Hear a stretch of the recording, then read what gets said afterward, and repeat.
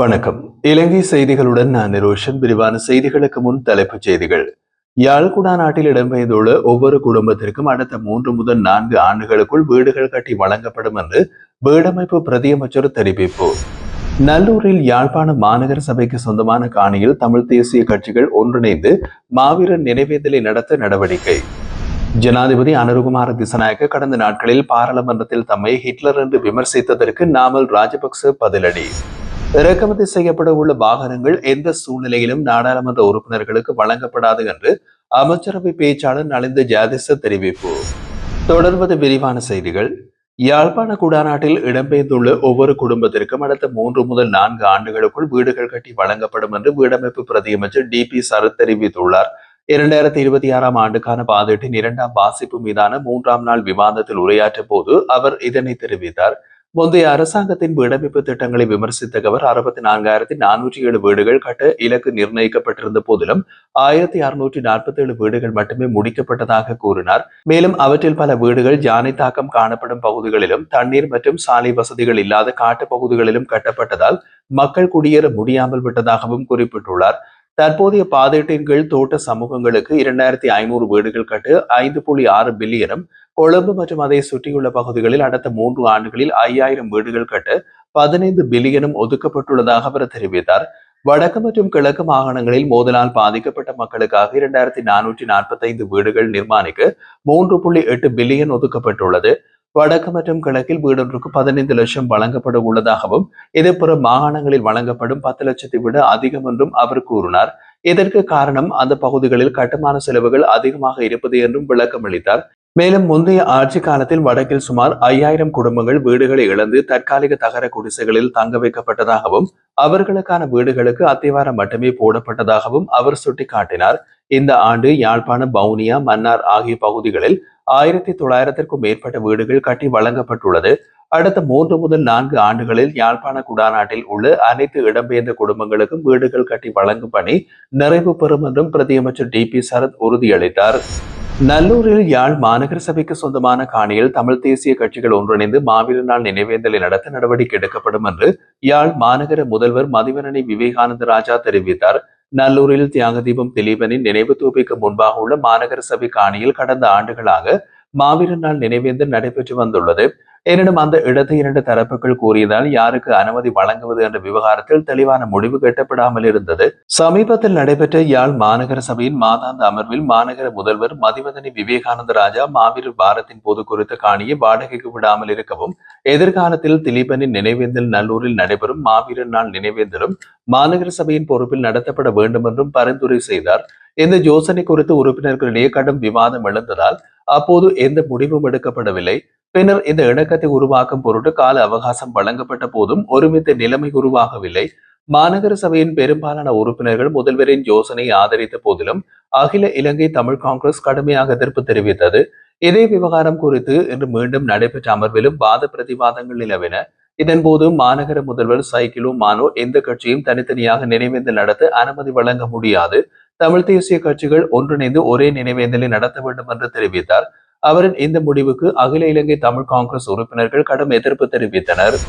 ஜனாதிபதி அனுருகுமார திசநாயக்க கடந்த நாட்களில் பாராளுமன்றத்தில் 2026 ஆண்டுக்கான வரவு செலவு திட்டத்தை சமர்ப்பிக்கும் போது தன்னை ஹிட்லர் மற்றும் சர்வாதிகாரி என்று குறிப்பிடுவதாக விமர்சித்திருந்தார்.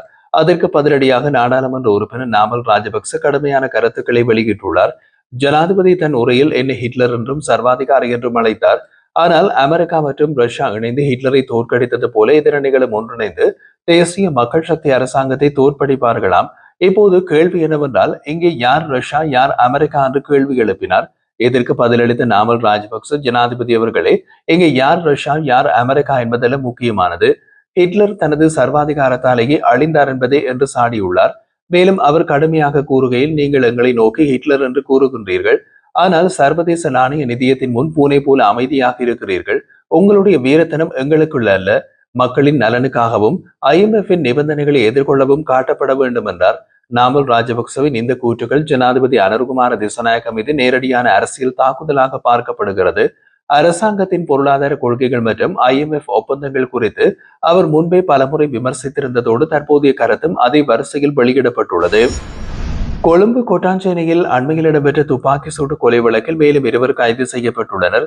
இந்த சம்பவத்துடன் தொடர்புடைய பலர், அவர்களில் ஒரு பெண்ணும் உட்பட ஏற்கனவே காவலில் எடுக்கப்பட்டிருந்தார்கள். அத்தோடு 18 வயதான துப்பாக்கிதாரியும் கைது செய்யப்பட்டு விசாரணைக்கு உட்படுத்தப்பட்டுள்ளார். அவரிடம் நடத்தப்பட்ட விசாரணையின் போது கொலைக்கு பயன்படுத்தப்பட்ட துப்பாக்கியை வழங்கி 2 சந்தேக நபர்கள் குறித்த முக்கிய தகவல்கள் கிடைத்திருந்தது.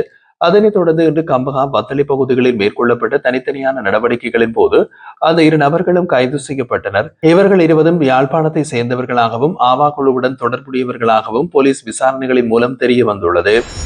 பொது சேவையின் செயல்திறனை மேம்படுத்தும் நோக்கில் இறக்குமதி செய்யப்படவுள்ள வாகனங்கள் எந்த சூழ்நிலையிலும் நாடாளுமன்ற உறுப்பினர்களுக்கு வழங்கப்படாது என்று அமைச்சரவை பேச்சாளர் மற்றும் சுகாதார அமைச்சர் நலிந்த ஜெயதிச தெரிவித்துள்ளார். அமைச்சரவை முடிவுகளை அறிவிக்க நேற்று திங்கட்கிழமை நடைபெற்றிருந்த ஊடகவியலாளர் சந்திப்பில் கலந்து கொண்ட அவர், சமீபத்தில் வரவு செலவு திட்டத்தில் முன்மொழியப்பட்ட 1775 வாகனங்கள் குறித்து எழுப்பப்பட்ட கேள்விக்கு இவ்வாறு பதிலளித்தார். ஜனாதிபதி அனுரகுமார திசாநாயக்க தனது பட்ஜெட் உரையில் குறிப்பிடப்பட்டபடி பொது சேவையின் செயல்பாடுகளை எளிதாக்கவும் போக்குவரத்து குறைபாடுகளை சமாளிக்கவும் அரசாங்கம் இந்த வாகனங்களை வாங்க முடிவு செய்துள்ளது என்று அவர் விளக்கம் அளித்தார். அவர் மேலும் தெரிவித்த போது, அரசு நிறுவனங்களில் அத்தியாவசிய சேவைகள் நடைபெறுவதற்காக வாகனங்கள் மற்றும் இயந்திரங்களை வாங்க 12,500 மில்லியன் ஒதுக்கப்பட்டுள்ளது. இதனோடு எந்த நாடாளுமன்ற உறுப்பினர்களுக்கும் புதிய வாகனங்கள் வழங்கப்படாது. ஏற்கனவே அரசாங்க வாகனங்கள் வழங்கப்பட்டுள்ள அமைச்சர்கள், துணை அமைச்சர்கள், எதிர்க்கட்சி தலைவர் மற்றும் தலைமை அமைப்பாளர் உள்ளிட்டோருக்கு புதிய வாகனங்கள் தேவையில்லை என்றார். அத்தோடு எம்பிக்களுக்கு வழங்கப்பட்டுள்ள வாகனங்களை அவர்களின் பதவிக்காலம் முடிந்ததும் அரசாங்கத்திடம் திருப்பி தர வேண்டும் என்றும் அவர் வலியுறுத்தினார். முன்னதாக நடைமுறையிலிருந்து அனுமதி கலாச்சாரம் குறித்து கடுமையாக விமர்சித்த அமைச்சர், அந்த முறையால் அரசாங்கம் பெருமளவு வரி வருவாயை இழந்தது. பல எம்பிக்கள் அனுமதி பெற்ற வாகனங்களை விற்றுவிட்டனர். இனி அந்த நிலைமை மீண்டும் நிகழாது. அரசாங்கம் வழங்கும் வாகனம் பதவிக்கால முடிவில் திருப்பி தரப்பட வேண்டும் என்று தெளிவுபடுத்தினார். மேலும் பொது சேவை தொடர்பாகவும் கருத்து தெரிவித்த அவர், தற்போது 75,000 அரச ஊழியர் வெற்றிடங்களில் 50,000 முதல் 60,000 வரை ஏற்கனவே நியமிக்கப்பட்டுள்ளதாகவும் அரச ஊழியர்களுக்கு நியாயமான மற்றும் திருப்திகரமான சம்பளத்தை வழங்கும் நோக்கில் நடவடிக்கைகள் எடுக்கப்பட்டு வருவதாகவும் குறிப்பிட்டார். பெருந்தோட்ட தொழிலாளர்களுக்கு சம்பள உயர்வு வழங்கப்படுவது நல்ல விடயம், ஆனால் அது கட்டாயம் செய்யப்பட வேண்டும் என்று ஸ்ரீலங்கா பொதுஜன பெரமுனவின் தேசிய அமைப்பாளர் நாமல் ராஜபக்ச குறிப்பிட்டார். நாடாளுமன்றத்தில் இன்று நடைபெற்ற வரவு செலவு திட்ட விவாதத்தில் கலந்து கொண்டு உரையாற்றிய போது அவர் இவ்வாறு கூறினார். ஆனால் இந்த விடயத்தில் அரசாங்கத்திடம் புதுமையான நிகழ்ச்சி நிரல் தான் உள்ளது. அதாவது, தோட்ட தொழிலாளர்களுக்கு சம்பள உயர்வை வழங்குவதற்காக வியாபாரிகளுக்கு அரசாங்கம் கொடுப்பனவு வழங்குகின்றது. மக்களிடமிருந்து வரிப்பணம் அறவிடப்படுகிறது. அந்த பணத்தை எடுத்து முதலாளிகளுக்கு வழங்கி சம்பளம் வழங்குமாறு கூறப்படுகிறது. சிறுதோட்ட உரிமையாளர்களின் பொருளாதாரத்தை வலுப்படுத்துவதற்குரிய அரசாங்கத்தின் வேலை திட்டம் என்ன? தோட்ட தொழிலாளர்களுக்கு சம்பள உயர்வை வழங்குவதற்கு வேறு வழியை கண்டுபிடியுங்கள். நிறுவனங்களுக்கு வரிச்சலுகைகளை வழங்குங்கள். மாறாக மக்களிடம் வரிப்பணத்தை எடுத்து நிறுவனங்களுக்கு வழங்குவதில் என்ன பயன் எனவும் நாமல் ராஜபக்ச குறிப்பிட்டார். செல்வந்தர்களிடமிருந்து பெற்று ஏழைகளுக்கு வழங்கும் நிலையை மாற்றி ஏழைகளின் வயிற்றில் அடித்து செல்வந்தர்களுக்கு நிவாரணம் வழங்கும் நடைமுறையை அரசாங்கம் கைவிட வேண்டும் என்றும் அவர் வலியுறுத்தினார்.